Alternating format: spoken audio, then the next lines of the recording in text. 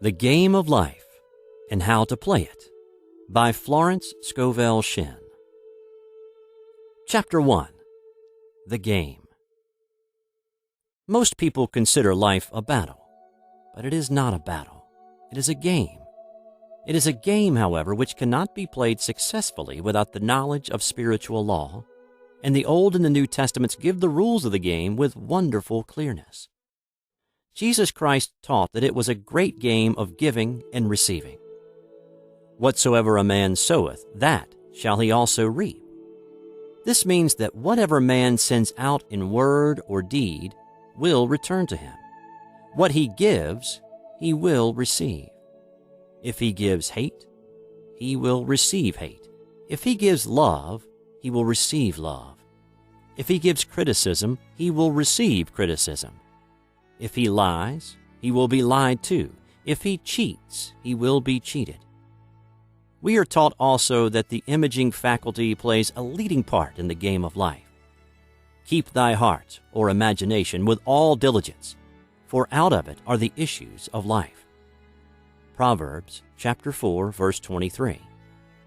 This means that what man images, sooner or later externalizes in his affairs. I know of a man who feared a certain disease. It was a very rare disease and difficult to get, but he pictured it continually and read about it until it manifested in his body. And he died, the victim of distorted imagination. So we see, to play successfully the game of life, we must train the imaging faculty. A person with an imaging faculty trained to image only good brings into his life every righteous desire of his heart. Health, wealth, love, friends, perfect self-expression, his highest ideals.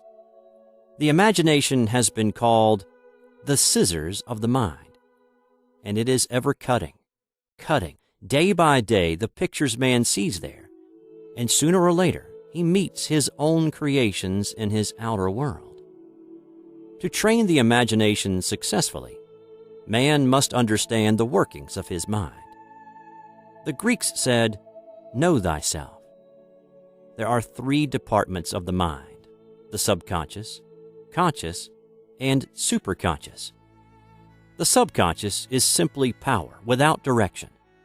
It is like steam or electricity, and it does what it is directed to do. It has no power of induction. Whatever man feels deeply or images clearly is impressed upon the subconscious mind and carried out in minutest detail.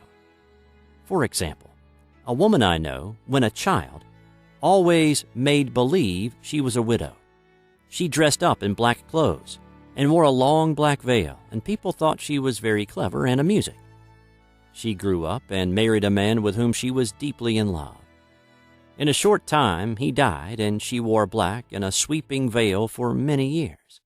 The picture of herself as a widow was impressed upon the subconscious mind, and in due time worked itself out regardless of the havoc created.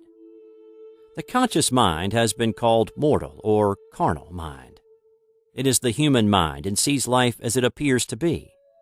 It sees death, disaster, sickness, poverty, and limitation of every kind, and it impresses the subconscious. The superconscious mind is the God mind within each man and is the realm of perfect ideas. In it is the perfect pattern spoken of by Plato, the divine design. For there is a divine design for each person. There is a place that you are to fill, and no one else can fill, something you are to do, which no one else can do. There is a perfect picture of this in the superconscious mind.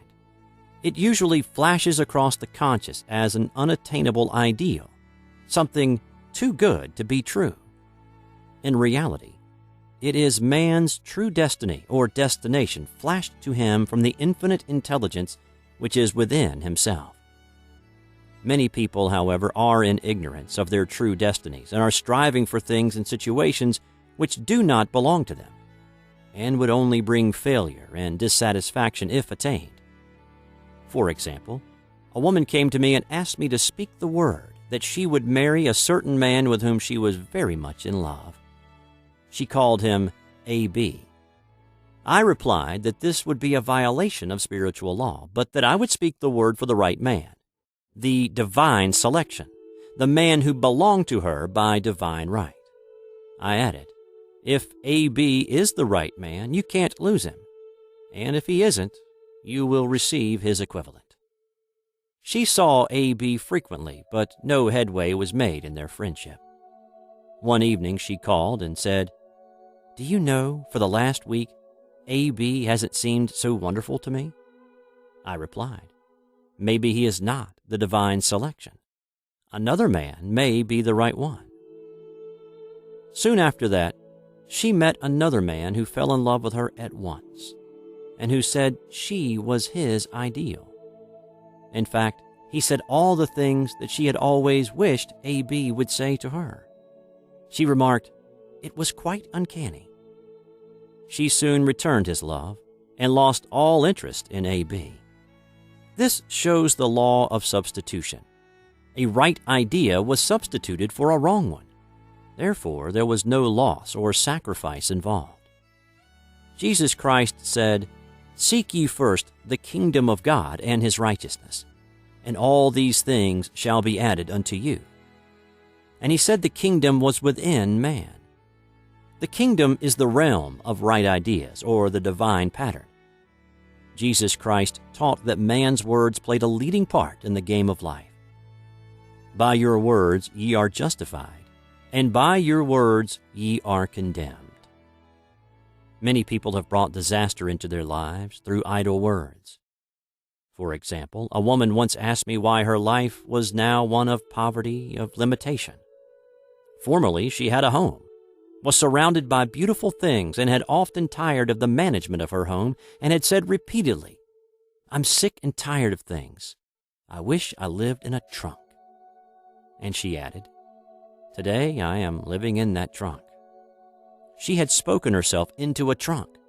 The subconscious mind has no sense of humor, and people often joke themselves into unhappy experiences.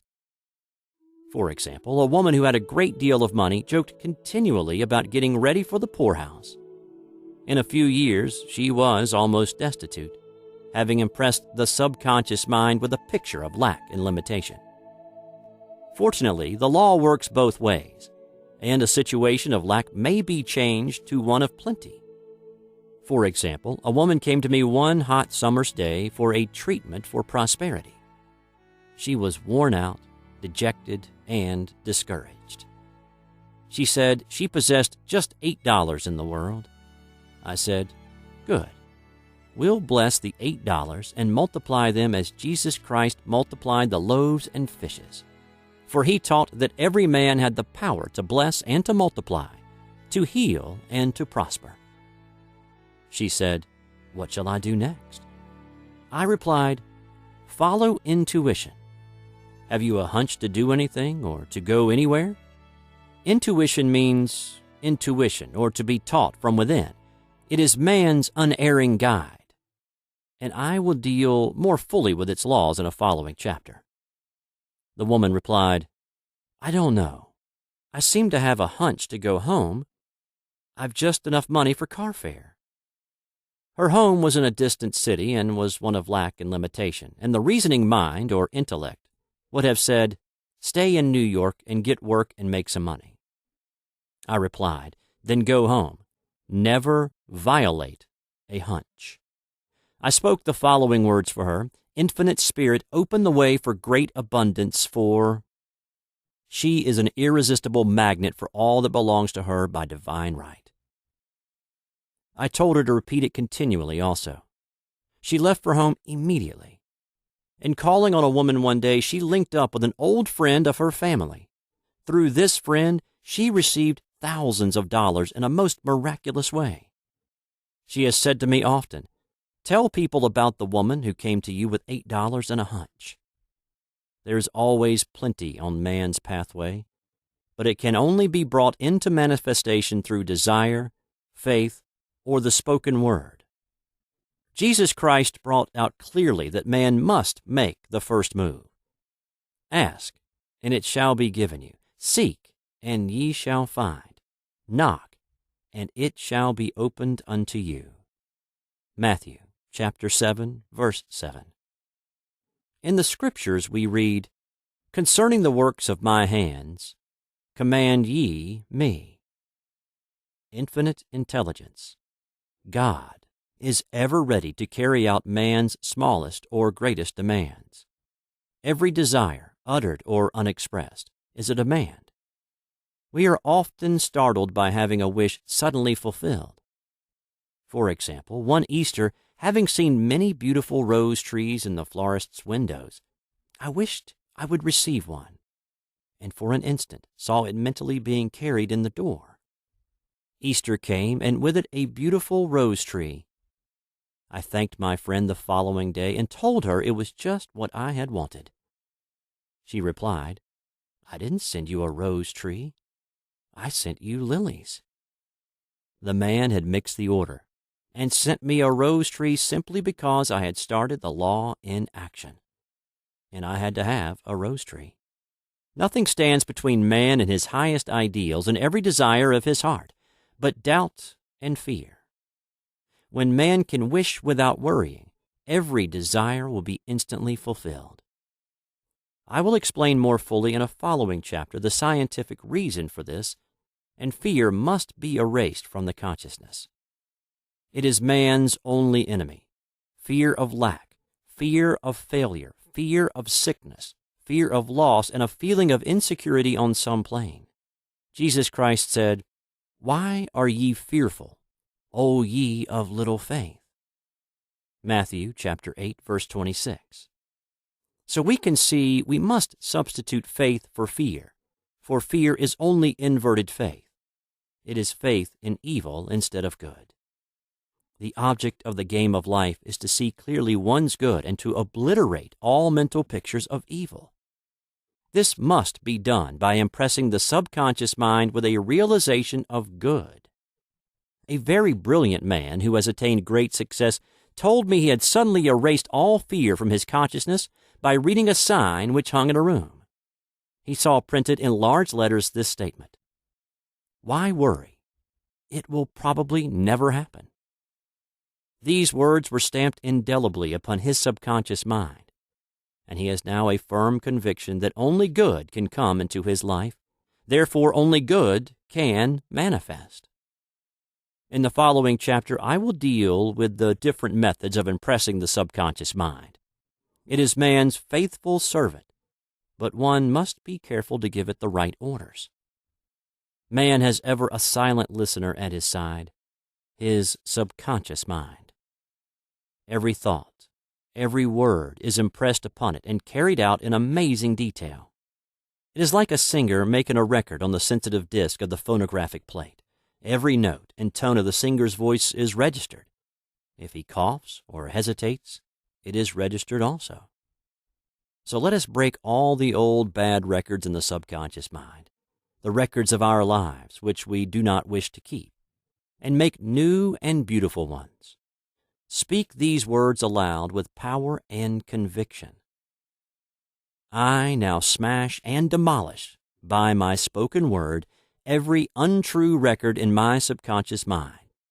They shall return to the dust heap of their native nothingness, for they came from my own vain imaginings.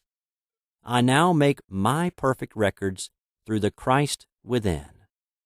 The records of health, wealth, love, and perfect self-expression. This is the square of life, the game completed. In the following chapters, I will show how man can change his conditions by changing his words. Any man who does not know the power of the word is behind the times. Death and life are in the power of the tongue. Proverbs chapter 18, verse 21. Chapter 2. The Law of Prosperity. One of the greatest messages given to the race through the Scriptures is that God is man's supply, and that man can release through his spoken word all that belongs to him by divine right. He must, however, have perfect faith in his spoken word. Isaiah said, "My word shall not return unto me void, but shall accomplish that where it is sent." We know now that words and thoughts are a tremendous vibratory force ever molding man's body and affairs. A woman came to me in great distress and said she was to be sued on the 15th of the month for $3,000. She knew no way of getting the money and was in despair. I told her God was her supply and that there is a supply for every demand. So I spoke the word. I gave thanks that the woman would receive $3,000 at the right time in the right way. I told her she must have perfect faith and act her perfect faith. The 15th came, but no money had materialized. She called me on the phone and asked what she was to do. I replied, "It is Saturday, so they won't sue you today. Your part is to act rich, thereby showing perfect faith that you will receive it by Monday." She asked me to lunch with her to keep up her courage. When I joined her at a restaurant, I said, "This is no time to economize. Order an expensive luncheon. Act as if you have already received the $3,000. All things whatsoever ye ask in prayer, believing, ye shall receive." You must act as if you have already received. The next morning, she called me on the phone and asked me to stay with her during the day. I said, "No, you are divinely protected, and God is never too late." In the evening, she phoned again, greatly excited, and said, "My dear, a miracle has happened. I was sitting in my room this morning when the doorbell rang. I said to the maid, 'Don't let anyone in.' The maid, however, looked out the window and said, 'It's your cousin with a long white beard.' So I said, 'Call him back. I would like to see him.' He was just turning the corner when he heard the maid's voice, and he came back. He talked for about an hour, and just as he was leaving, he said, 'Oh, by the way, how are finances?' I told him I needed the money, and he said, 'Why, my dear, I will give you $3,000 the first of the month.' I didn't like to tell him I was going to be sued. 'What shall I do? I won't receive it till the first of the month, and I must have it tomorrow,' I said. 'I'll keep on treating,' I said. 'Spirit is never too late.' I give thanks she has received the money on the invisible plane and that it manifests on time.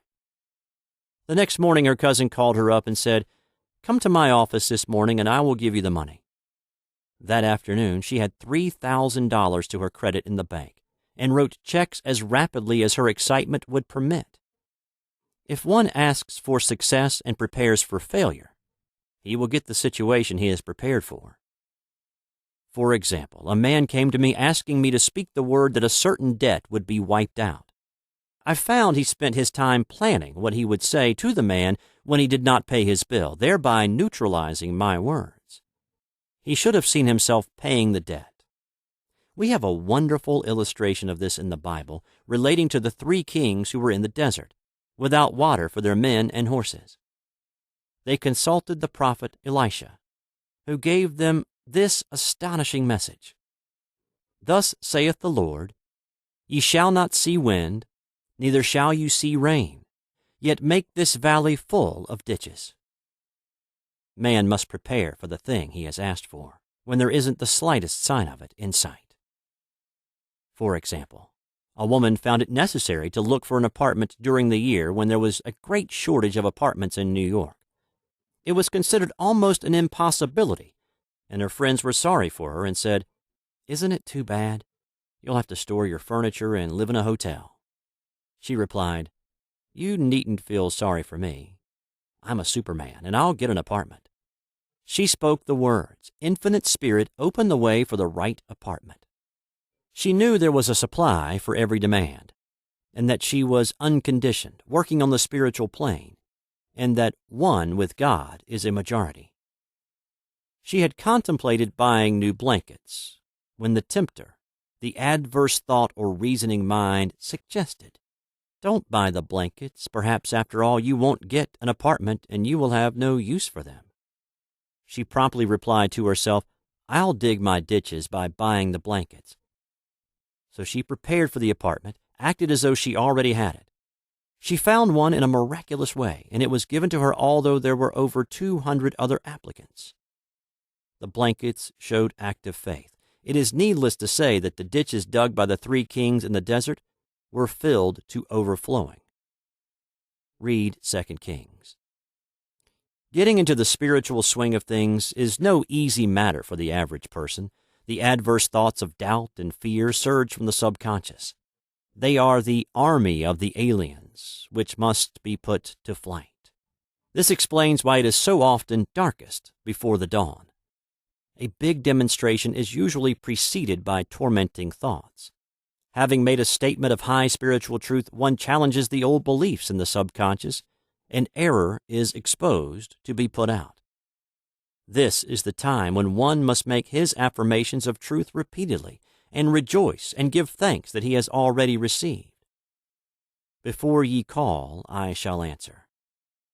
This means that every good and perfect gift is already man's awaiting his recognition. Man can only receive what he sees himself receiving. The children of Israel were told that they could have all the land they could see. This is true of every man. He has only the land within his own mental vision. Every great work, every big accomplishment has been brought into manifestation through holding to the vision. And often just before the big achievement comes apparent failure and discouragement. The children of Israel, when they reached the promised land, were afraid to go in, for they said it was filled with giants who made them feel like grasshoppers. And there we saw the giants, and we were in our own sight as grasshoppers. This is almost every man's experience. However, the one who knows spiritual law is undisturbed by appearance and rejoices while he is yet in captivity. That is, he holds to his vision and gives thanks that the end is accomplished. He has received.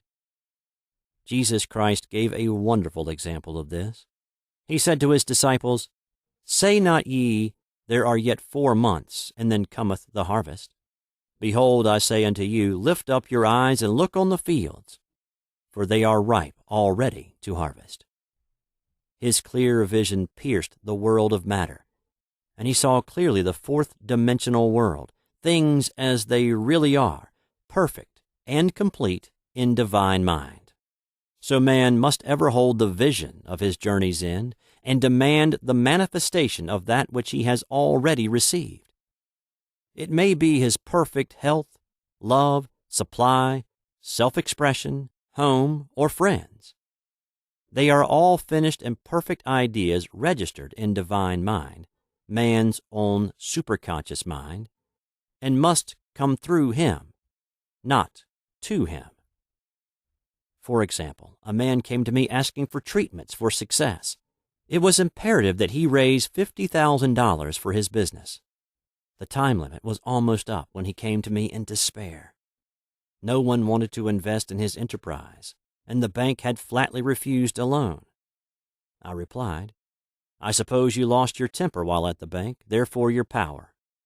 You can control any situation if you first control yourself. Go back to the bank, I added, and I will treat. My treatment was, you are identified in love with the spirit of everyone connected with the bank. Let the divine idea come out of this situation. He replied, Woman, you are talking about an impossibility. Tomorrow is Saturday. The bank closes at 12, and my train won't get me there until 10, and the time limit is up tomorrow, and anyway, they won't do it. It's too late. I replied, God doesn't need any time and is never too late. With him, all things are possible. I added, I don't know anything about business, but I know all about God. He replied, It all sounds fine when I sit here listening to you, but when I go out, it's terrible. He lived in a distant city, and I did not hear from him for a week. Then came a letter. It read, You were right. I raised the money and will never again doubt the truth of all that you told me. I saw him a few weeks later, and I said, What happened? You evidently had plenty of time after all. He replied, My train was late, and I got there just 15 minutes to 12. I walked into the bank quietly and said, I have come for the loan. And they gave it to me without a question. It was the last 15 minutes of the time allotted to him, and infinite Spirit was not too late. In this instance, the man could never have demonstrated alone. He needed someone to help him hold to the vision. This is what one man can do for another.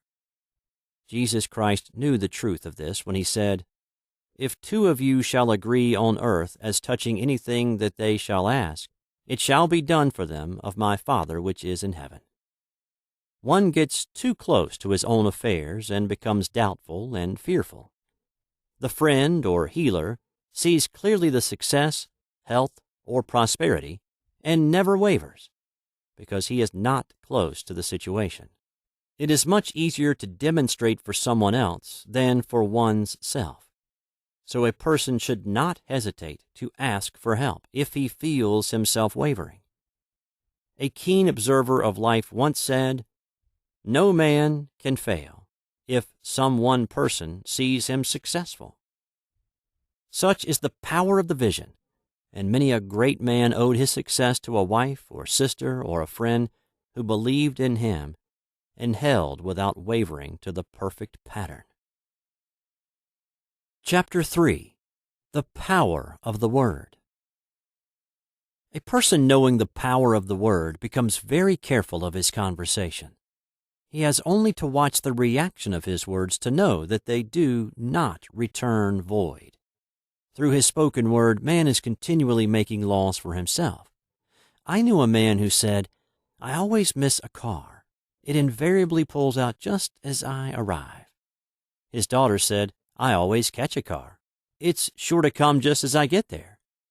This occurred for years. Each one had made a separate law for himself, one of failure, one of success. This is the psychology of superstitions. The horseshoe or rabbit's foot contains no power, but man's spoken word and belief that it will bring good luck creates expectancy in the subconscious mind and attracts a lucky situation. I find, however, this will not work when man has advanced spiritually and knows a higher law. One cannot turn back and must put away graven images. For example, 2 men in my class had great success in business for several months, when suddenly everything went to smash. We tried to analyze the situation, and I found instead of making their affirmations and looking to God for success and prosperity, they had each bought a lucky monkey. I said, "Oh, I see. You have been trusting in the lucky monkeys instead of God. Put away the lucky monkeys and call on the law of forgiveness. For man has power to forgive or neutralize his mistakes." They decided to throw the lucky monkeys down a coal hole, and all went well again.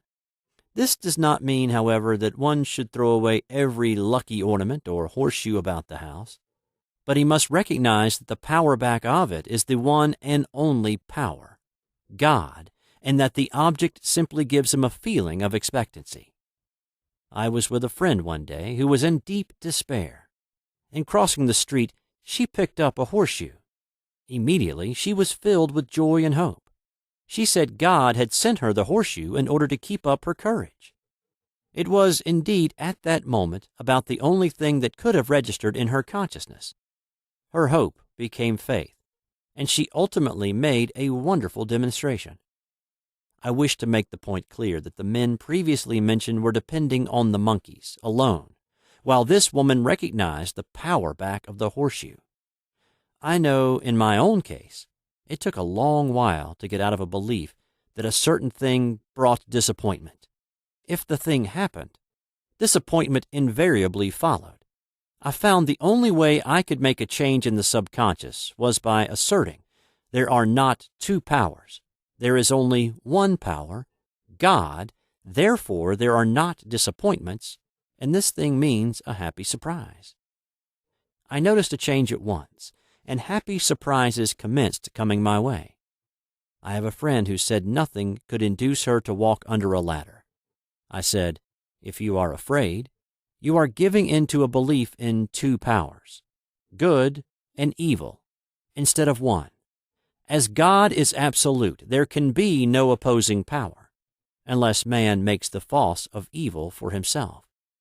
To show you believe in only one power, God, and that there is no power or reality in evil, walk under the next ladder you see.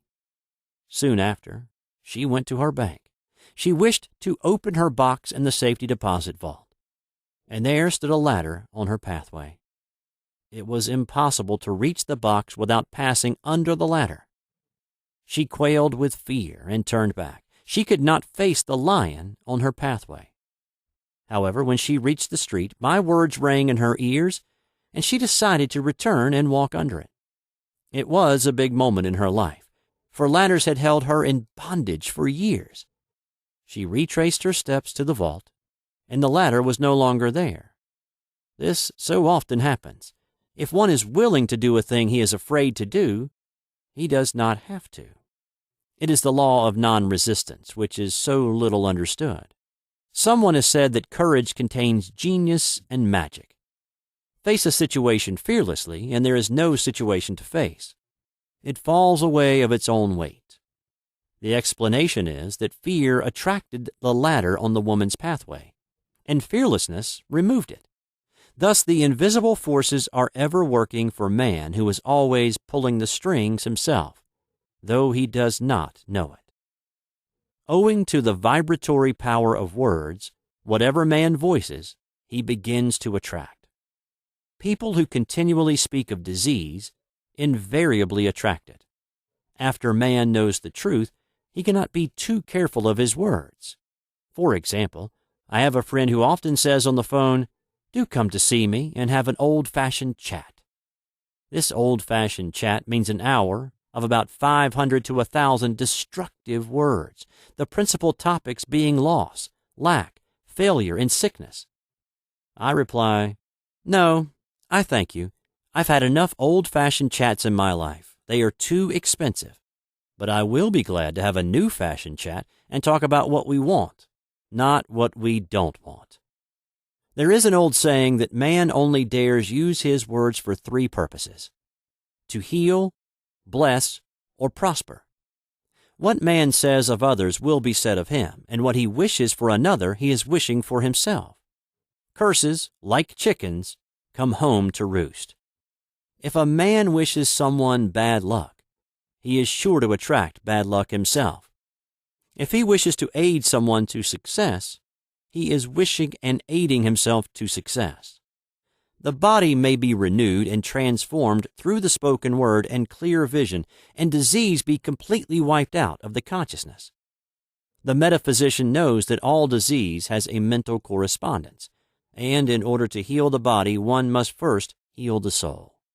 The soul is the subconscious mind, and it must be saved from wrong thinking. In the 23rd Psalm, we read, "He restoreth my soul." This means that the subconscious mind or soul must be restored with the right ideas, and the mystical marriage is the marriage of the soul and the spirit, or the subconscious and superconscious mind. They must be one. When the subconscious is flooded with the perfect ideas of the superconscious, God and man are one. I and the Father are one. That is, he is one with the realm of perfect ideas. He is the man made in God's likeness and image, imagination, and is given power and dominion over all created things, his mind, body, and affairs. It is safe to say that all sickness and unhappiness come from the violation of the law of love. "A new commandment I give unto you, love one another, and in the game of life, love or goodwill takes every trick." For example, a woman I know had for years an appearance of a terrible skin disease. The doctors told her it was incurable, and she was in despair. She was on the stage, and she feared she would soon have to give up her profession, and she had no other means of support. She, however, procured a good engagement, and on the opening night made a great hit. She received flattering notices from the critics, and was joyful and elated. The next day she received a notice of dismissal. A man in the cast had been jealous of her success, and had caused her to be sent away. She felt hatred and resentment taking complete possession of her, and she cried out, "Oh, God, don't let me hate that man." That night she worked for hours in the silence. She said, I soon came into a very deep silence.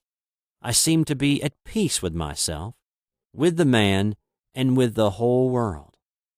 I continued this for 2 following nights, and on the 3rd day I found I was healed completely of the skin disease. In asking for love or goodwill, she had fulfilled the law, for love is the fulfilling of the law, and the disease, which came from subconscious resentment, was wiped out. Continual criticism produces rheumatism as critical, inharmonious thoughts cause unnatural deposits in the blood which settle in the joints. False growths are caused by jealousy, hatred, unforgiveness, fear, etc. Every disease is caused by a mind not at ease. I said once in my class, there is no use asking anyone, what's the matter with you? We might just as well say, who's the matter with you? Unforgiveness is the most prolific cause of disease. It will harden arteries or liver and affect the eyesight. In its train are endless ills. I called on a woman one day who said she was ill from having eaten a poisoned oyster. I replied, oh no, the oyster was harmless. You poisoned the oyster. What's the matter with you? She answered, oh, about 19 people. She had quarreled with 19 people and had become so inharmonious that she attracted the wrong oyster. Any inharmony on the external indicates there is mental inharmony. As the within, so the without. Man's only enemies are within himself, and a man's foes shall be they of his own household. Personality is one of the last enemies to be overcome, as this planet is taking its initiation in love. It was Christ's message, peace on earth, goodwill towards man. The enlightened man, therefore, endeavors to perfect himself upon his neighbors. His work is with himself, to send out goodwill and blessings to every man, and the marvelous thing is that if one blesses a man, he has no power to harm him. For example, a man came to me asking to treat for success in business. He was selling machinery, and a rival appeared on the scene with what he proclaimed was a better machine, and my friend feared defeat. I said, first of all, we must wipe out all fear and know that God protects your interest and that the divine idea must come out of the situation. That is, the right machine will be sold by the right man to the right man. And I added, don't hold one critical thought towards that man. Bless him all day and be willing not to sell your machine if it isn't the divine idea. So we went to the meeting, fearless and non-resistant, and blessing the other man. He said the outcome was very remarkable. The other man's machine refused to work, and he sold his without the slightest difficulty. But I say unto you, love your enemies, bless them that curse you, do good to them that hate you, and pray for them which spitefully use you and persecute you. Goodwill produces a great aura of protection about the one who sends it, and no weapon that is formed against him shall prosper.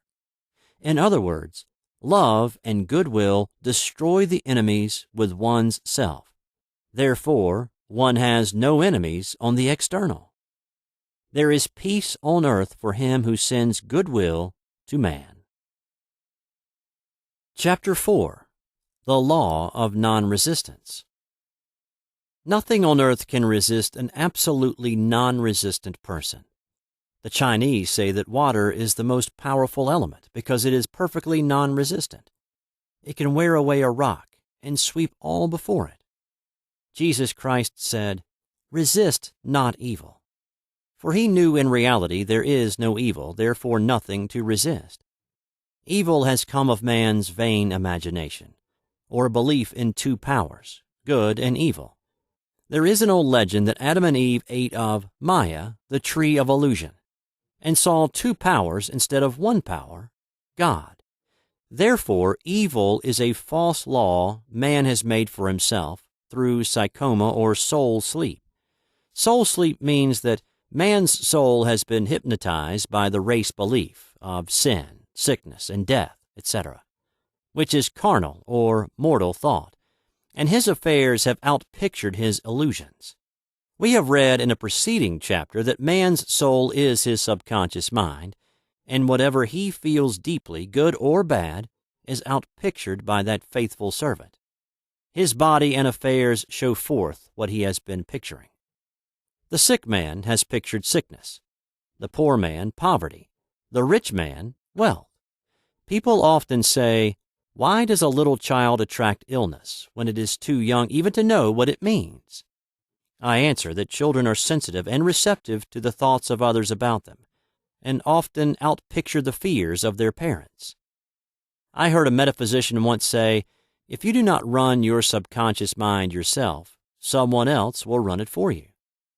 Mothers often unconsciously attract illness and disaster to their children by continually holding them in thoughts of fear and watching for symptoms.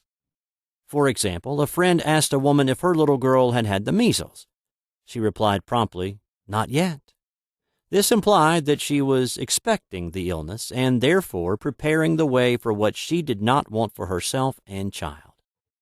However, the man who is centered and established in right thinking, the man who sends out only goodwill to his fellow man and who is without fear, cannot be touched or influenced by the negative thoughts of others. In fact, he could then receive only good thoughts, as he himself sends forth only thoughts. Resistance is hell, for it places man in a state of torment. A metaphysician once gave me a wonderful recipe for taking every trick in the game of life. It is the acme of non-resistance. He gave it in this way. At one time in my life, I baptized children, and of course, they had many names. Now I no longer baptize children, but I baptize events. But I give every event the same name. If I have a failure, I baptize it success, in the name of the Father, and of the Son, and of the Holy Ghost. In this, we see the great law of transmutation, founded on non-resistance. Through his spoken word, every failure was transmuted into success.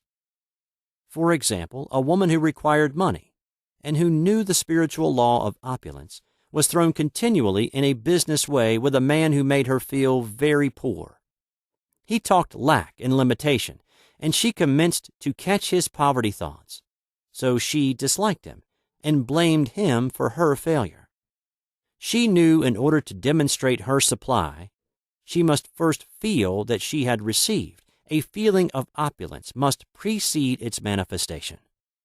It dawned on her one day that she was resisting the situation and seeing two powers instead of one. So she blessed the man and baptized the situation success. She affirmed, as there is only one power, God, this man is here for my good and my prosperity. Just what he did not seem to be there for. Soon after that, she met, through this man, a woman who gave her, for a service rendered, several $1,000s, and the man moved to a distant city and faded harmoniously from her life. Make the statement, every man is a golden link in the chain of my good, for all men are God in manifestation, awaiting the opportunity given by man, himself, to serve the divine plan of his life. Bless your enemy, and you rob him of his ammunition. His arrows will be transmuted into blessings. This law is true of nations as well as individuals. Bless a nation, send love and goodwill to every inhabitant, and it is robbed of its power to harm. Man can only get the right idea of non-resistance through spiritual understanding. My students have often said, "I don't want to be a doormat." I reply, when you use non-resistance with wisdom, no one will ever be able to walk over you. Another example, one day I was impatiently awaiting an important telephone call. I resisted every call that came in and made no outgoing calls myself, reasoning that it might interfere with the one I was awaiting. Instead of saying, divine ideas never conflict, the call will come at the right time, leaving it to infinite intelligence to arrange, I commenced to manage things myself. I made the battle mine, not God's, and remained tense and anxious. The bell did not ring for about an hour, and I glanced at the phone and found the receiver had been off that length of time, and the phone was disconnected. My anxiety, fear, and belief in interference had brought on a total eclipse of the telephone. Realizing what I had done, I commenced blessing the situation at once. I baptized it success and affirmed I cannot lose any call that belongs to me by divine right. I am under grace and not under law. A friend rushed out to the nearest telephone to notify the company to reconnect. She entered a crowded grocery, but the proprietor left his customers and attended to the call himself. My phone was connected at once, and 2 minutes later, I received a very important call, and about an hour afterward, the one I had been awaiting. One's ships come in over a calm sea. So long as man resists a situation, he will have it with him. If he runs away from it, it will run after him. For example, I repeated this to a woman one day, and she replied, "How true that is. I was unhappy at home. I disliked my mother, who was critical and domineering. So I ran away and was married. But I married my mother, for my husband was exactly like my mother, and I had the same situation to face again. Agree with thine adversary quickly. This means agree that the adverse situation is good, be undisturbed by it, and it falls away of its own weight. None of these things move me is a wonderful affirmation. The inharmonious situation comes from some inharmony within man himself. When there is in him no emotional response to an inharmonious situation, it fades away forever from his pathway. So we see man's work is ever with himself. People have said to me, "Give treatments to change my husband or my brother." I reply, "No, I will give treatments to change you. When you change, your husband and your brother will change." One of my students was in the habit of lying. I told her it was a failure method, and if she lied, she would be lied to. She replied, "I don't care. I can't possibly get along without lying." One day she was speaking on the phone to a man with whom she was very much in love. She turned to me and said, "I don't trust him. I know he's lying to me." I replied, "Well, you lie yourself, so someone has to lie to you, and you will be sure it will be just the person you want the truth from." Some time after that, I saw her, and she said, "I'm cured of lying." I questioned, "What cured you?" And she replied, "I have been living with a woman who lied worse than I did." One is often cured of his faults by seeing them in others. Life is a mirror, and we find only ourselves reflected in our associates. Living in the past is a failure method and a violation of spiritual law. Jesus Christ said, "Behold, now is the accepted time. Now is the day of salvation." Lot's wife looked back and was turned into a pillar of salt. The robbers of time are the past and the future. Man should bless the past and forget it if it keeps him in bondage, and bless the future, knowing it has in store for him endless joys, but live fully in the now. For example, a woman came to me complaining that she had no money with which to buy Christmas gifts. She said, "Last year was so different. I had plenty of money and gave lovely presents, and this year I have scarcely a cent." I replied, "You will never demonstrate money while you are pathetic and live in the past. Live fully in the now and get ready to give Christmas presents. Dig your ditches and the money will come." She exclaimed, "I know what to do. I will buy some tinsel twine, Christmas seals, and wrapping paper." I replied, "Do that, and the presents will come and stick themselves to the Christmas seals." This, too, was showing financial fearlessness and faith in God, as the reasoning mind said, "Keep every cent you have, as you are not sure you will get any more." She bought the seals, paper, and twine, and a few days before Christmas received a gift of several $100s. Buying the seals and twine had impressed the subconscious with expectancy and opened the way for the manifestation of the money. She purchased all the presents in plenty of time. Man must live suspended in the moment. Look well, therefore, to this day. Such is the salutation of the dawn. He must be spiritually alert, ever awaiting his leads, taking advantage of every opportunity.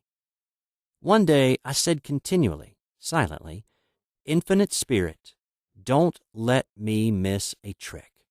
And something very important was told to me that evening. It is most necessary to begin the day with right words. Make an affirmation immediately upon waking. For example, Thy will be done this day. Today is a day of completion. I give thanks for this perfect day. Miracle shall follow miracle, and wonders shall never cease. Make this a habit, and one will see wonders and miracles come into his life. One morning I picked up a book and read, "Look with wonder at that which is before you." It seemed to be my message for the day. So I repeated again and again, "Look with wonder at that which is before you." At about noon, a large sum of money was given me, which I had been desiring for a certain purpose. In a following chapter, I will give affirmations that I have found most effective. However, one should never use an affirmation unless it is absolutely satisfying and convincing to his own consciousness, and often an affirmation is changed to suit different people. For example, the following has brought success to many. I have a wonderful work in a wonderful way. I give wonderful service for wonderful pay. I gave the first two lines to one of my students, and she added the last two.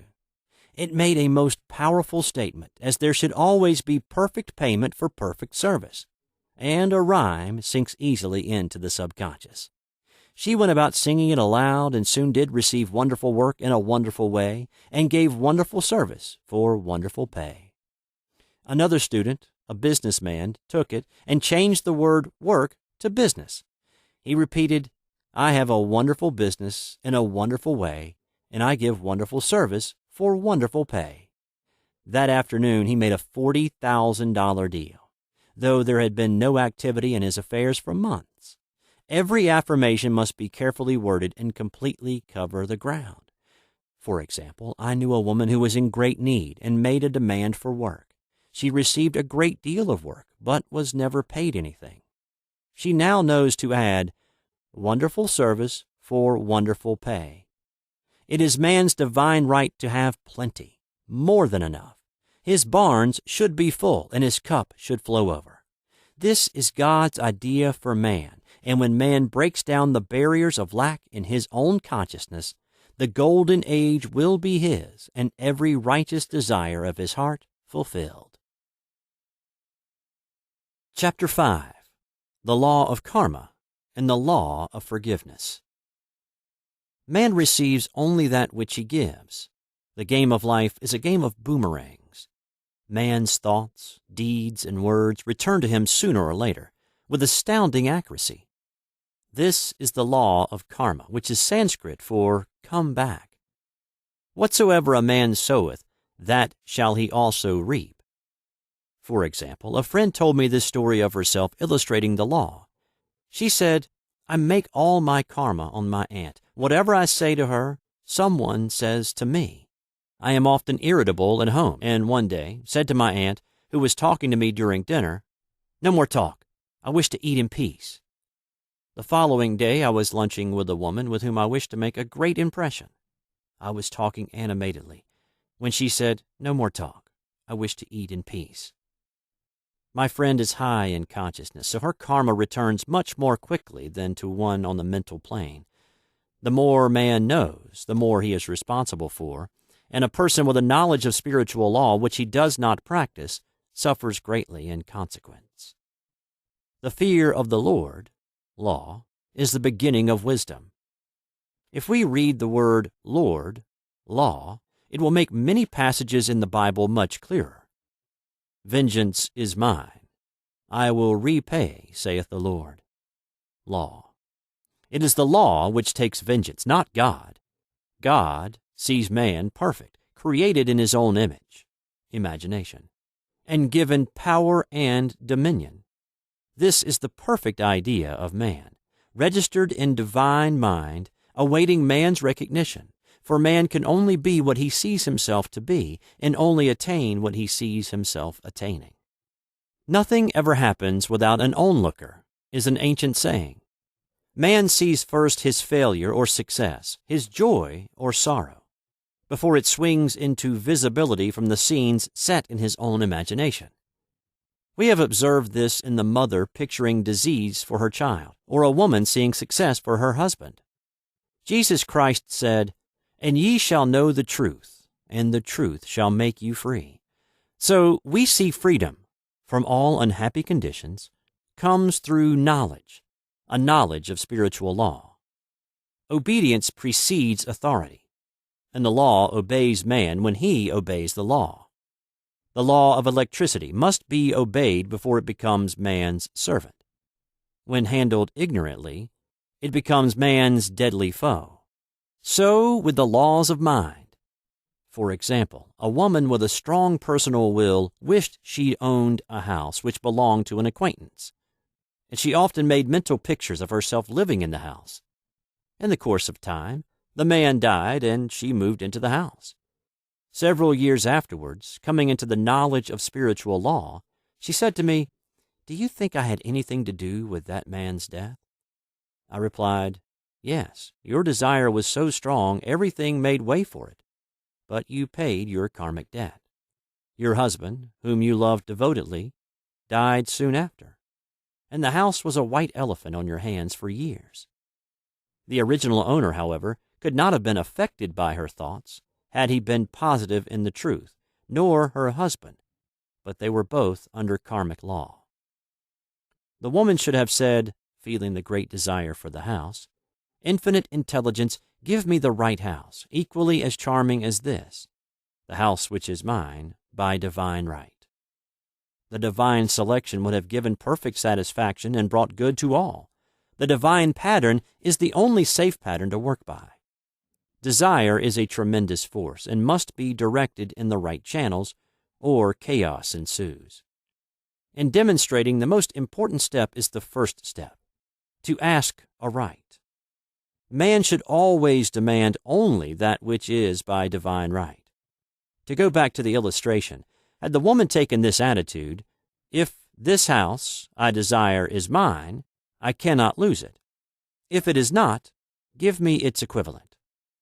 The man might have decided to move out harmoniously had it been the divine selection for her, or another house would have been substituted. Anything forced into manifestation through personal will is always ill-got and has ever bad success. Man is admonished, "My will be done, not thine."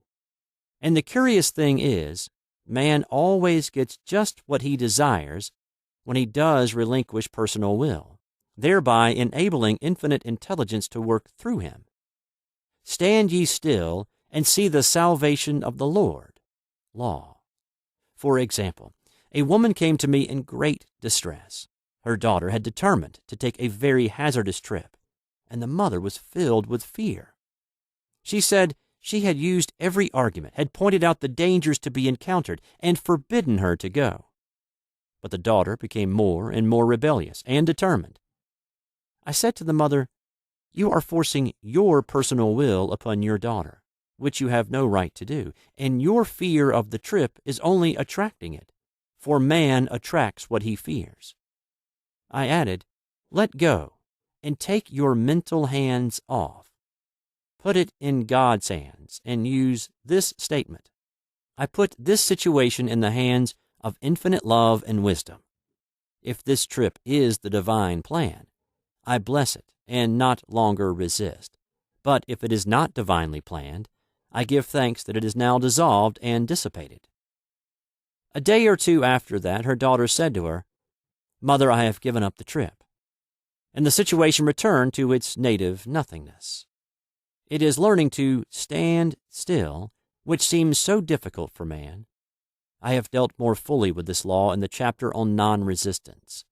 I will give another example of sowing and reaping which came in the most curious way. A woman came to me saying she had received a counterfeit $20 bill given to her at the bank. She was much disturbed, for she said, "The people at the bank will never acknowledge their mistake." I replied, "Let us analyze the situation and find out why you attracted it." She thought a few moments and exclaimed, "I know it. I sent a friend a lot of stage money just for a joke." So the law had sent her some stage money, for it doesn't know anything about jokes. I said, Now, we will call on the law of forgiveness and neutralize the situation. Christianity is founded upon the law of forgiveness. Christ has redeemed us from the curse of the karmic law, and the Christ within each man is his Redeemer and salvation from all inharmonious conditions.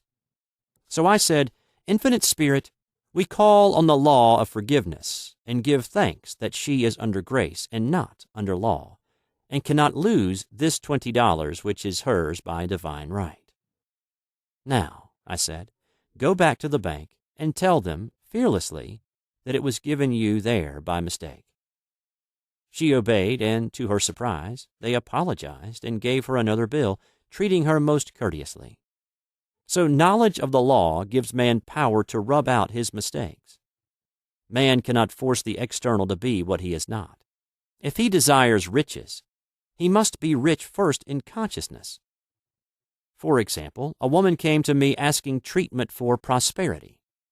She did not take much interest in her household affairs, and her home was in great disorder. I said to her, If you wish to be rich, you must be orderly. All men with great wealth are orderly, and order is heaven's first law. I added, You will never become rich with a burnt match in the pincushion. She had a good sense of humor and commenced immediately, putting her house in order. She rearranged furniture, straightened out bureau drawers, cleaned rugs, and soon made a big financial demonstration, a gift from a relative. The woman herself became made over and keeps herself keyed up financially by being ever watchful of the external and expecting prosperity, knowing God is her supply. Many people are in ignorance of the fact that gifts and things are investments, and that hoarding and saving invariably lead to loss. There is that scattereth and yet increaseth, and there is that withholdeth more than is meet, but it tendeth to poverty. For example, I knew a man who wanted to buy a fur-lined overcoat. He and his wife went to various shops, but there was none he wanted. He said they were all too cheap-looking. At last he was shown one the salesman said was valued at $1,000, but which the manager would sell him for $500, as it was late in the season. His financial possessions amounted to about $700. The reasoning mind would have said you can't afford to spend nearly all you have on a coat. But he was very intuitive and never reasoned. He turned to his wife and said, If I get this coat, I'll make a ton of money. So his wife consented, weakly. About a month later, he received a $10,000 commission. The coat made him feel so rich it linked him with success and prosperity. Without the coat, he would not have received the commission. It was an investment, paying large dividends. If man ignores these leadings to spend or to give, the same amount of money will go in an uninteresting or unhappy way. For example, a woman told me on Thanksgiving Day she informed her family that they could not afford a Thanksgiving dinner. She had the money, but decided to save it. A few days later, someone entered her home and took from the bureau drawer the exact amount the dinner would have cost. The law always stands back of the man who spends fearlessly, with wisdom. For example, one of my students was shopping with her little nephew. The child clamored for a toy, which she told him she could not afford to buy.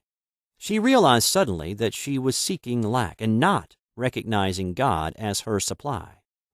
So she bought the toy and on her way home picked up in the street the exact amount of money she had paid for it. Man's supply is inexhaustible and unfailing when fully trusted, but faith or trust must precede the demonstration. According to your faith, be it unto you. Faith is the substance of things hoped for, the evidence of things not seen, for faith holds the vision steady, and the adverse pictures are dissolved and dissipated, and in due season we shall reap, if we faint not. Jesus Christ brought the good news, the gospel, that there was a higher law than the law of karma, and that law transcends the law of karma. It is the law of grace, or forgiveness. It is the law which frees man from the law of cause and effect, the law of consequence, under grace and not under law. We are told that on this plane, man reaps where he has not sown. The gifts of God are simply poured out upon him. All that the kingdom affords is his. This continued state of bliss awaits the man who has overcome the race, or world thought. In the world thought there is tribulation, but Jesus Christ said, "Be of good cheer. I have overcome the world." The world thought is that of sin, sickness, and death. He saw their absolute unreality and said, "Sickness and sorrow shall pass away, and death itself, the last enemy, be overcome." We know now, from a scientific standpoint, that death could be overcome by stamping the subconscious mind with the conviction of eternal youth and eternal life. The subconscious, being simply power without direction, carries out orders without questioning. Working under the direction of the superconscious, the Christ or God within man, the resurrection of the body would be accomplished. Man would no longer throw off his body in death. It would be transformed into the body electric, sung by Walt Whitman, for Christianity is founded upon the forgiveness of sins and an empty tomb. Chapter 6. Casting the Burden, Impressing the Subconscious. When man knows his own powers and the workings of his mind, his great desire is to find an easy and quick way to impress the subconscious with good, for simply an intellectual knowledge of the truth will not bring results. In my own case, I've found the easiest way is in casting the burden. A metaphysician once explained it in this manner. He said, "The only thing which gives anything weight in nature is the law of gravitation. And if a boulder could be taken high above the planet, there would be no weight in that boulder." And that is what Jesus Christ meant when he said, "My yoke is easy and my burden is light." He had overcome the world vibration and functioned in the fourth-dimensional realm, where there is only perfection, completion, life, and joy. He said, "Come to me, all ye that are labor and are heavy laden, and I will give you rest. Take my yoke upon you, for my yoke is easy and my burden is light." We are also told in the 55th Psalm to cast thy burden upon the Lord. Many passages in the Bible state that the battle is God's, not man's, and that man is always to stand still and see the salvation of the Lord. This indicates that the superconscious mind, or Christ within, is the department which fights man's battles and relieves him of burdens. We see, therefore, that man violates law if he carries a burden, and a burden is an adverse thought or condition, and this thought or condition has its root in the subconscious. It seems almost impossible to make any headway directing the subconscious from the conscious, or reasoning mind. As the reasoning mind, the intellect, is limited in its conceptions, and filled with doubts and fears. How scientific it then is to cast the burden upon the superconscious mind, or Christ within, where it is made light, or dissolved into its native nothingness. For example, a woman in urgent need of money made light upon the Christ within, the superconscious, with the statement, "I cast this burden of lack on the Christ within, and I go free to have plenty." The belief in lack was her burden, as she cast it upon the superconscious with its belief of plenty. An avalanche of supply was the result.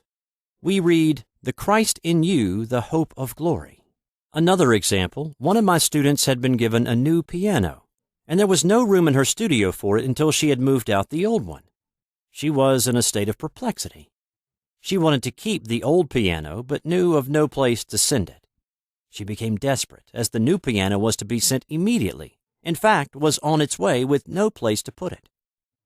She said it came to her to repeat, "I cast this burden on the Christ within, and I go free."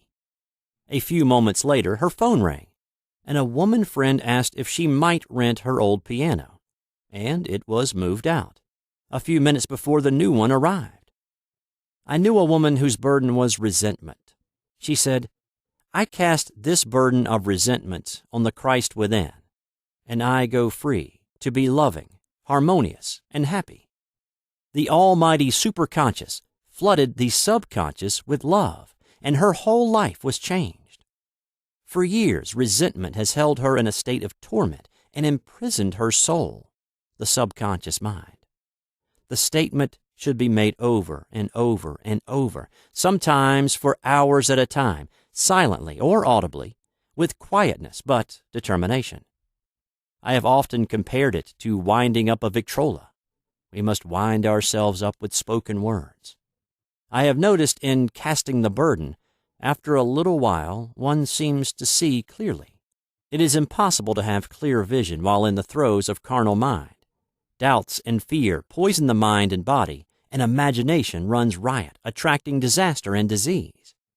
In steadily repeating the affirmation, "I cast this burden on the Christ within and go free," the vision clears, and with it a feeling of relief, and sooner or later comes the manifestation of good, be it health, happiness, or supply.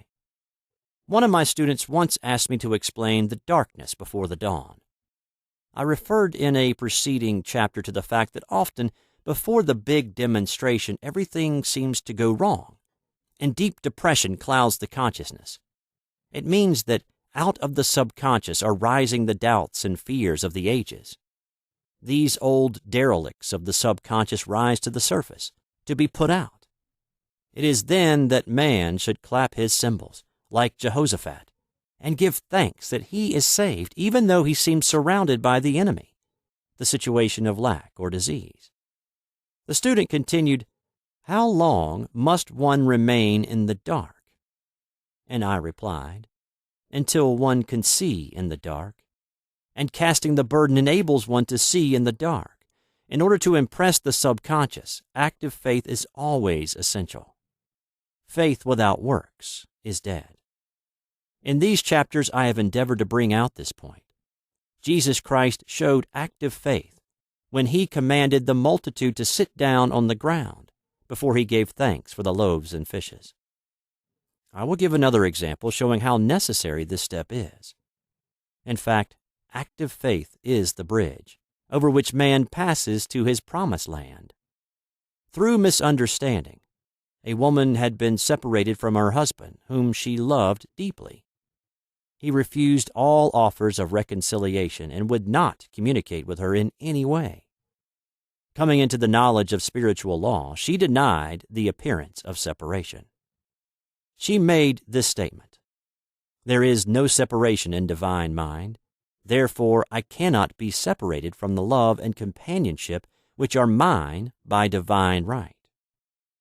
She showed active faith by arranging a place for him at the table every day, thereby impressing the subconscious with a picture of his return. Over a year passed, but she never wavered, and one day he walked in. The subconscious is often impressed through music. Music has a fourth-dimensional quality and releases the soul from imprisonment. It makes wonderful things seem possible and easy of accomplishment. I have a friend who uses her Victrola daily for this purpose. It puts her in perfect harmony and releases the imagination. Another woman often dances while making her affirmations. The rhythm and harmony of music and motion carry her words forth with tremendous power. The student must remember also not to despise the day of small things. Invariably, before a demonstration come signs of land. Before Columbus reached America, he saw birds and twigs which showed him land was near. So it is with a demonstration. But often the student mistakes it for the demonstration itself and is disappointed. For example, a woman had spoken the word for a set of dishes. Not long afterwards, a friend gave her a dish which was old and cracked. She came to me and said, "Well, I asked for a set of dishes, and all I got was a cracked plate." I replied, "The plate was only signs of land. It shows your dishes are coming. Look upon it as birds and seaweed." And not long afterwards, the dishes came. Continually making believe impresses the subconscious. If one makes believe he is rich and makes believe he is successful, in due time he will reap. Children are always making believe, and except ye be converted and become as little children, ye shall not enter the kingdom of heaven. For example, I know of a woman who was very poor, but no one could make her feel poor. She earned a small amount of money from rich friends who constantly reminded her of her poverty and to be careful in saving. Regardless of their admonitions, she would spend all her earnings on a hat, or make someone a gift, or be in a rapturous state of mind. Her thoughts were always centered on beautiful clothes and rings and things, but without envying others. She lived in the world of the wondrous, and only riches seemed real to her.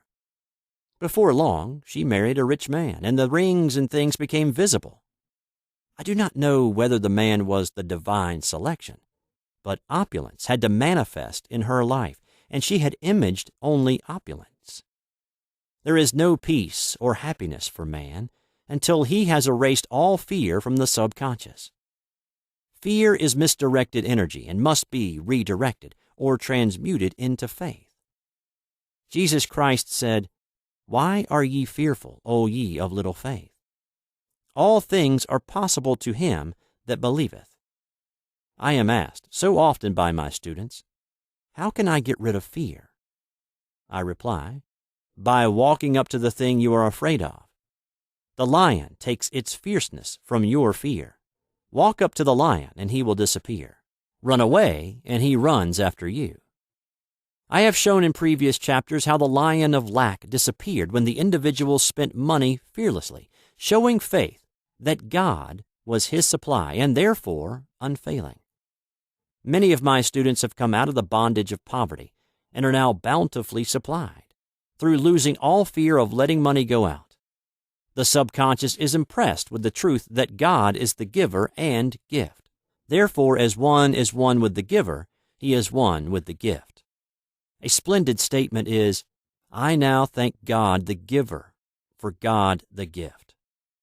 Man has long separated himself from his good and his supply through thoughts of separation and lack that sometimes it takes dynamite to dislodge these false ideas from the subconscious, and the dynamite is a big situation.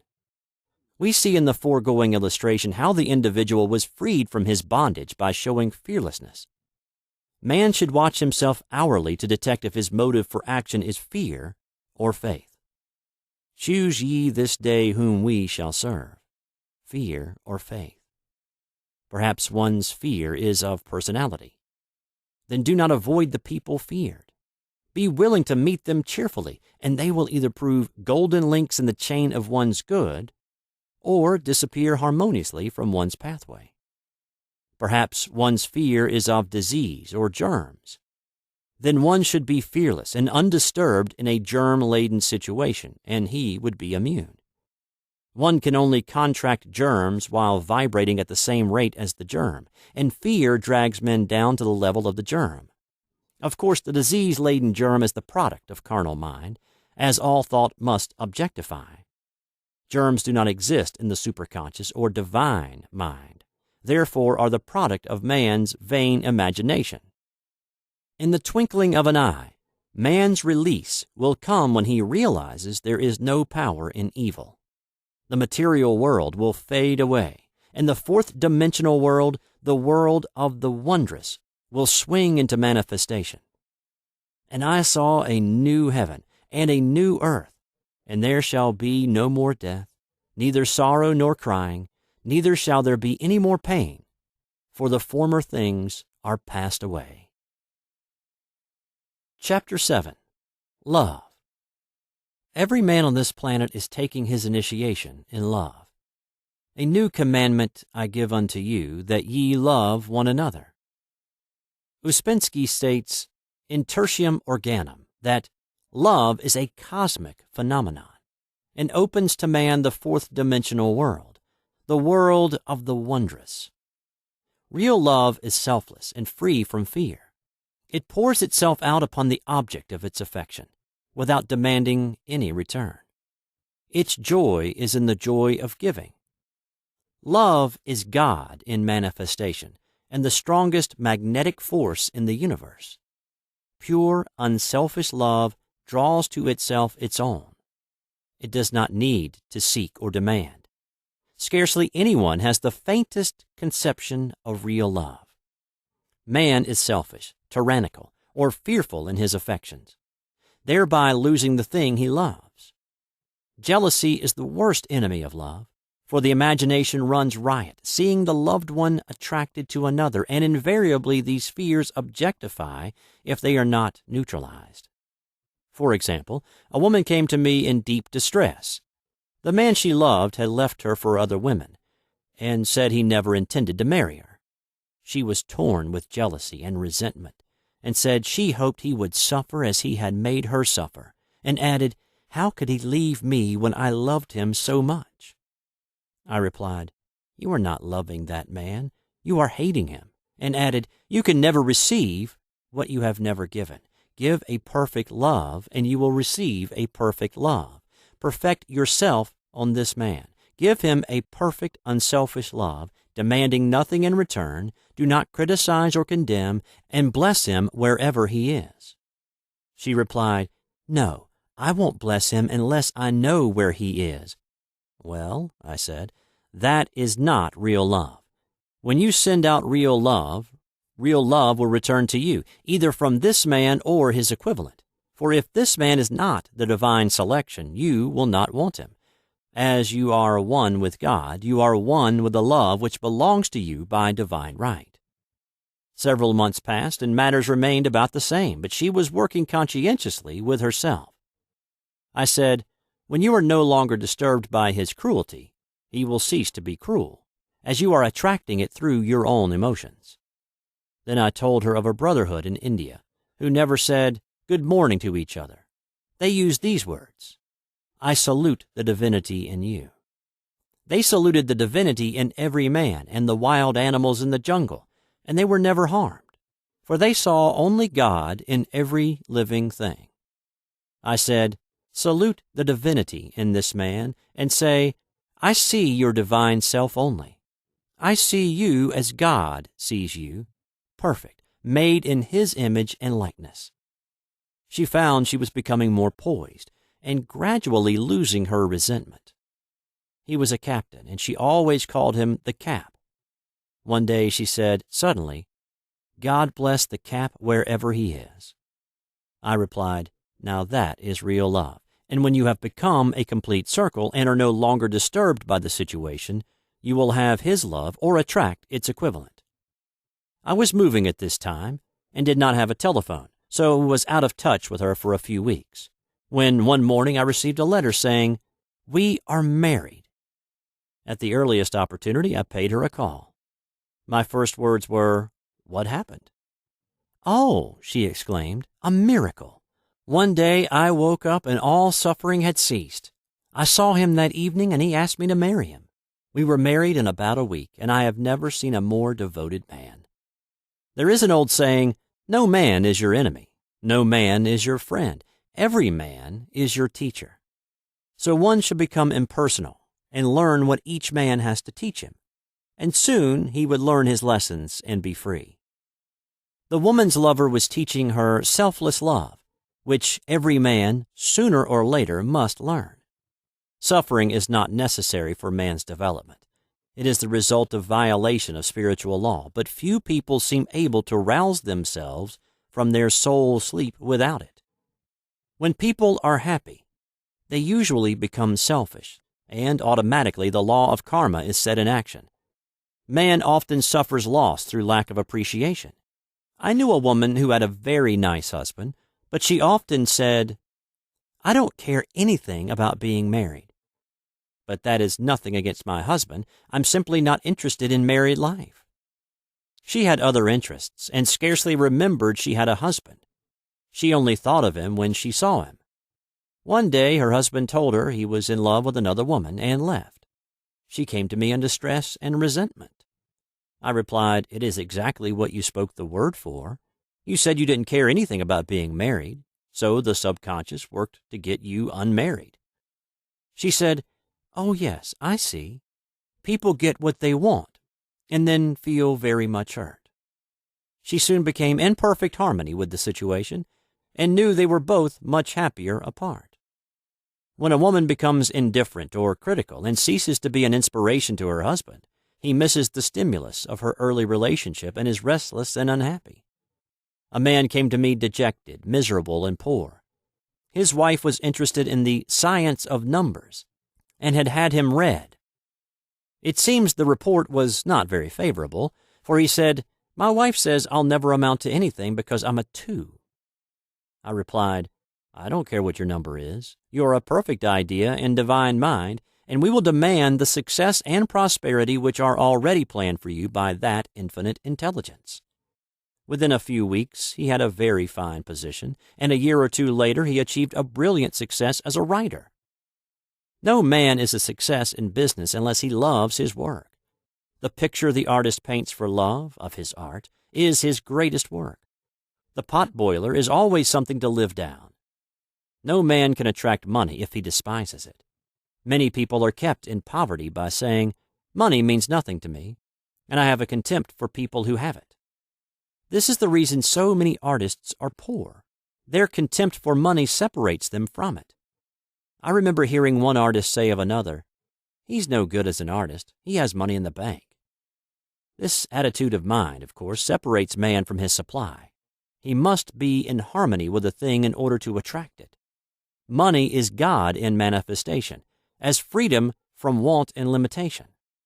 But it must be always kept in circulation and put to right uses. Hoarding and saving react with grim vengeance. This does not mean that man should not have houses and lots, stocks and bonds, for the barns of the righteous man shall be full. It means man should not hoard even the principal if an occasion arises when money is necessary. In letting it go out fearlessly and cheerfully, he opens the way for more to come in, for God is man's unfailing and inexhaustible supply. This is the spiritual attitude towards money, and the great bank of the universal never fails. We see an example of hoarding in the film production of Greed. The woman won $5,000 in a lottery, but would not spend it. She hoarded and saved, let her husband suffer and starve, and eventually she scrubbed floors for a living. She loved the money itself and put it above everything, and one night she was murdered and the money taken from her. This is an example of where love of money is the root of all evil. Money in itself is good and beneficial, but used for destructive purposes, hoarded and saved, or considered more important than love, brings disease and disaster, and the loss of the money itself. Follow the path of love, and all things are added, for God is love, and God is supply. Follow the path of selfishness and greed, and the supply vanishes, and man is separated from it. For example, I knew the case of a very rich woman who hoarded her income. She rarely gave anything away, but bought things for herself. She was very fond of necklaces, and a friend once asked her how many she possessed. She replied, 67. She bought them and put them away, carefully wrapped in tissue paper. Had she used the necklaces, it would have been quite legitimate, but she was violating the law of use. Her closets were filled with clothes she never wore, and jewels which never saw the light. The woman's arms were gradually becoming paralyzed from holding on to things, and eventually she was considered incapable of looking after her affairs, and her wealth was handed over to others to manage. So man, in ignorance of the law, brings about his own destruction. All disease, all unhappiness come from the violation of the law of love. Man's boomerangs of hate, resentment, and criticism come back laden with sickness and sorrow. Love seems almost a lost art, but the man with the knowledge of spiritual law knows it must be regained, for without it he has become as sounding brass and tinkling cymbals. For example, I had a student who came to me month after month to clean her consciousness of resentment. After a while, she arrived at the point where she resented only one woman, but that one woman kept her busy. Little by little, she became poised and harmonious, and one day, all resentment was wiped out. She came in radiant and exclaimed, "You can't understand how I feel." The woman said something to me, and instead of being furious, I was loving and kind, and she apologized and was perfectly lovely to me. No one can understand the marvelous lightness I feel within. Love and goodwill are invaluable in business. For example, a woman came to me complaining of her employer. She said she was cold and critical, and knew she did not want her in the position. "Well," I replied, salute the divinity in the woman, and send her love. She said, I can't. She's a marble woman.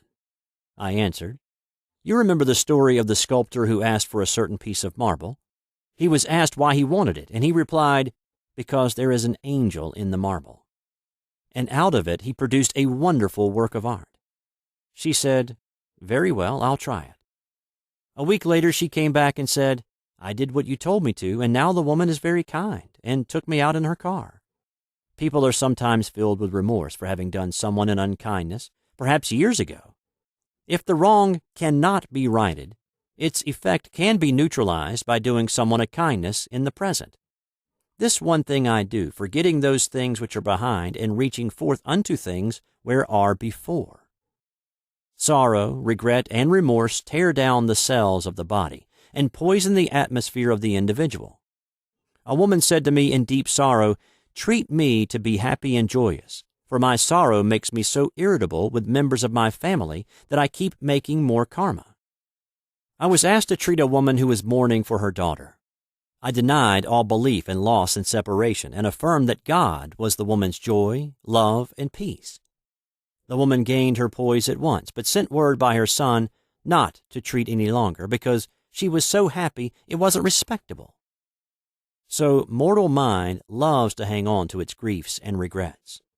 I knew a woman who went about bragging of her troubles, so of course she always had something to brag about. The old idea was if a woman did not worry about her children, she was not a good mother.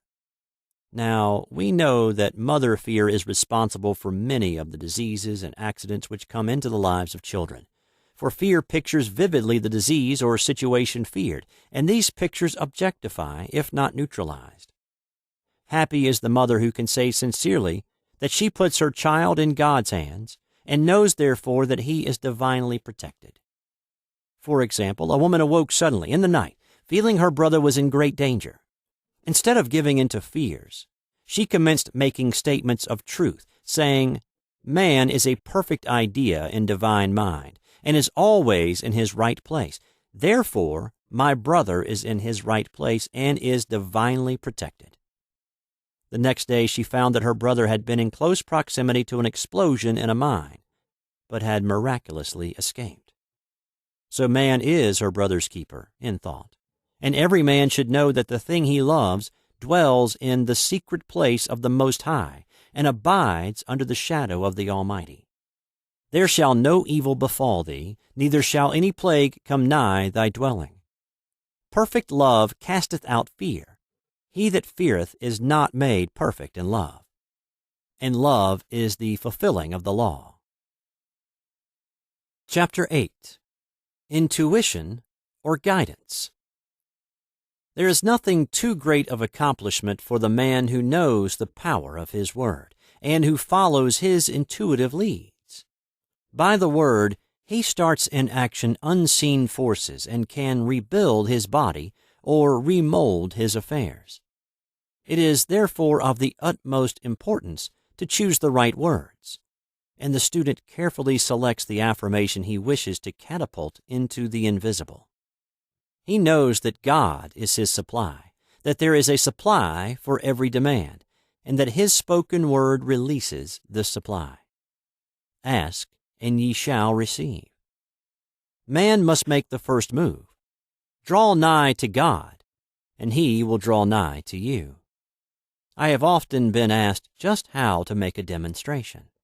I reply, speak the word, and then do not do anything until you get a definite lead. Demand the lead, saying, Infinite Spirit, reveal to me the way. Let me know if there is anything for me to do. The answer will come through intuition or hunch, a chance remark from someone, or a passage in a book. The answers are sometimes quite startling in their exactness. For example, a woman desired a large sum of money. She spoke the words, Infinite Spirit, open the way for my immediate supply. Let all that is mine by divine right now reach me in great avalanches of abundance. Then she added, Give me a definite lead. Let me know if there is anything for me to do. The thought came quickly. Give a certain friend, who had helped her spiritually, $100. She told her friend, who said, "Wait and get another lead before giving it." So she waited, and that day met a woman who said to her, "I gave someone $1 today. It was just as much for me as it would be for you to give someone 100. This was indeed an unmistakable lead, so she knew she was right in giving the $100. It was a gift which proved a great investment, for shortly after that, a large sum of money came to her in a remarkable way. Giving opens the way for receiving. In order to create activity in finances, one should give. Tithing, or giving 1/10 of one's income, is an old Jewish custom and is sure to bring increase. Many of the richest men in this country have been tithers, and I have never known it to fail as an investment. The 10th part goes forth and returns blessed and multiplied. But the gift, or tithe, must be given with love and cheerfulness, for God loveth a cheerful giver. Bills should be paid cheerfully. All money should be sent forth fearlessly and with a blessing. This attitude of mind makes man master of money. It is his to obey, and his spoken word then opens vast reservoirs of wealth. Man himself limits his supply by his limited vision. Sometimes the student has a great realization of wealth, but is afraid to act. The vision and action must go hand in hand, as in the case of the man who bought the fur-lined overcoat. A woman came to me asking me to speak the word for a position. So I demanded, "Infinite Spirit, open the way for this woman's right position." Never ask for just a position. Ask for the right position, the place already planned in divine mind, as it is the only one that will give satisfaction. I then gave thanks that she had already received and that it would manifest quickly. Very soon she had 3 positions offered her, 2 in New York and 1 in Palm Beach, and she did not know which to choose. I said, "Ask for a definite lead." The time was almost up and was still undecided when one day she telephoned. When I woke up this morning, I could smell Palm Beach. She had been there before and knew its balmy fragrance. I replied, "Well, if you can smell Palm Beach from here, it is certainly your lead." She accepted the position, and it proved a great success. Often one's lead comes at an unexpected time. One day I was walking down the street when I suddenly felt a strong urge to go to a certain bakery, a block or 2 away. The reasoning mind resisted, arguing, "There is nothing there that you want." However, I had learned not to reason, so I went to the bakery, looked at everything, and there was certainly nothing there that I wanted. But coming out, I encountered a woman I had thought of often, and who was in great need of the help which I could give her. So often, one goes for one thing and finds another. Intuition is a spiritual faculty and does not explain, but simply points the way. A person often receives a lead during a treatment. The idea that comes may seem quite irrelevant, but some of God's leadings are mysterious. In the class one day, I was treating that each individual would receive a definite lead. A woman came to me afterwards and said, "While you were treating, I got the hunch to take my furniture out of storage and get an apartment." The woman had come to be treated for health. I told her I knew in getting a home of her own, her health would improve, and I added, "I believe your trouble, which is a congestion, has come from having things stored away. Congestion of things causes congestion in the body. You have violated the law of use, and your body is paying the penalty." So I gave thanks that divine order was established in her mind, body, and affairs. People little dream of how their affairs react on the body. There is a mental correspondence for every disease. A person might receive instantaneous healing through the realization of his body being a perfect idea in divine mind, and therefore whole and perfect. But if he continues his destructive thinking, hoarding, hating, fearing, condemning, the disease will return. Jesus Christ knew that all sickness came from sin, but admonished the leper after the healing to go and sin no more, lest a worse thing come upon him. So man's soul, or subconscious mind, must be washed whiter than snow, for permanent healing, and the metaphysician is always delving deep for the correspondence.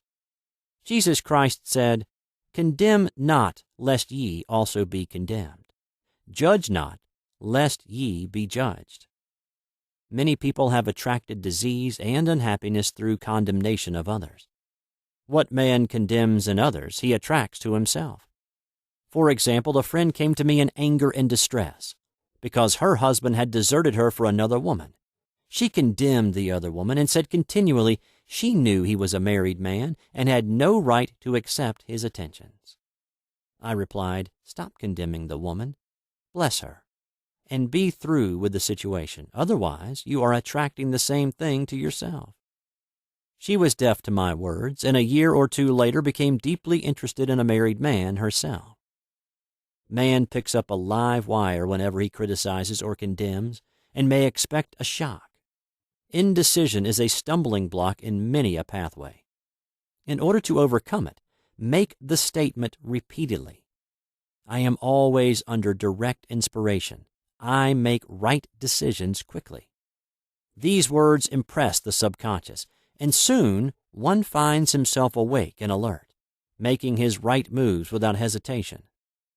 I have found it destructive to look to the psychic plane for guidance, as it is the plane of many minds and not the one mind. As man opens his mind to subjectivity, he becomes a target for destructive forces.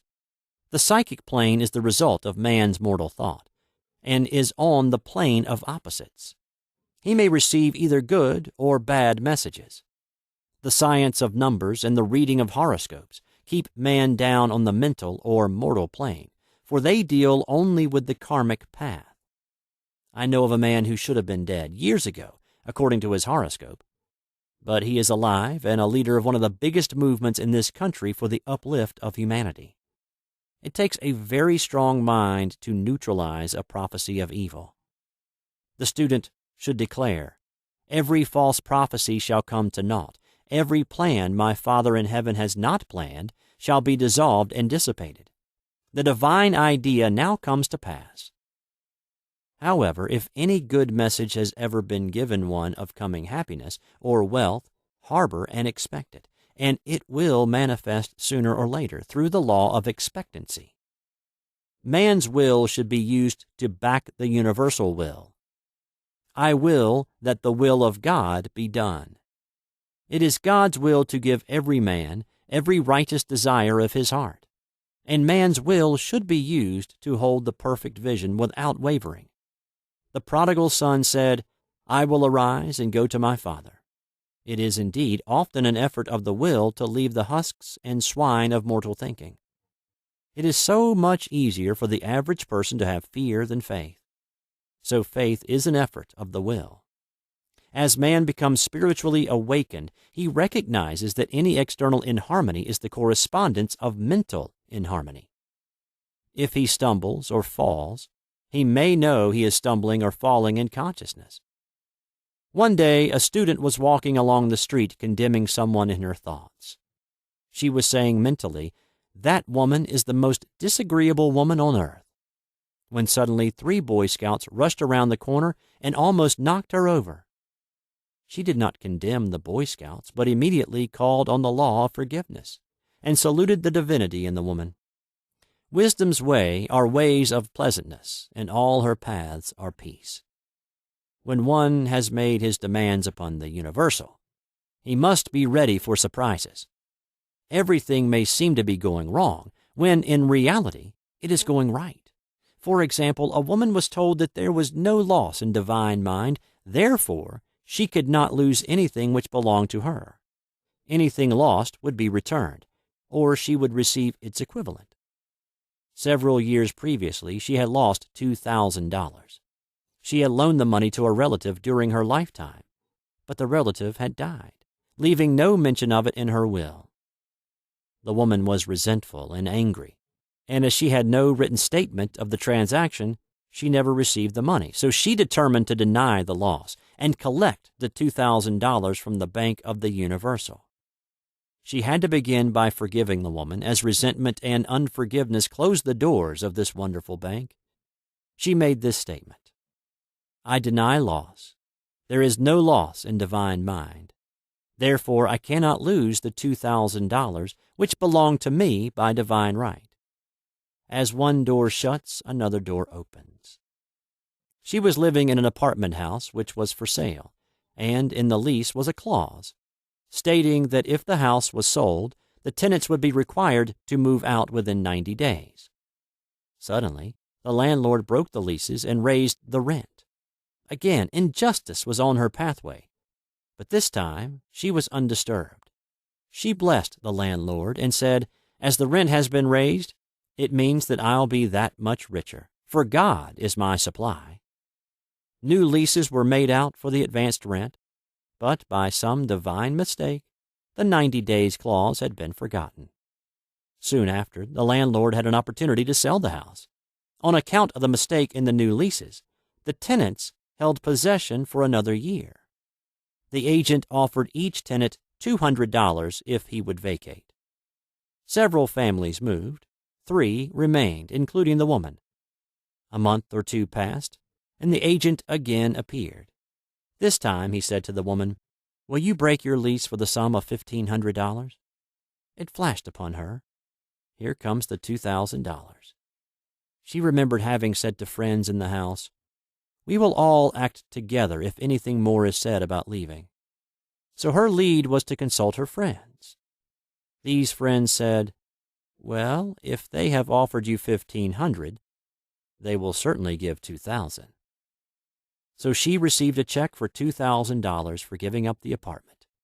It was certainly a remarkable working of the law, and the apparent injustice was merely opening the way for her demonstration. It proved that there is no loss, and when man takes his spiritual stand, he collects all that is his from this great reservoir of good. "I will restore to you the years the locusts have eaten."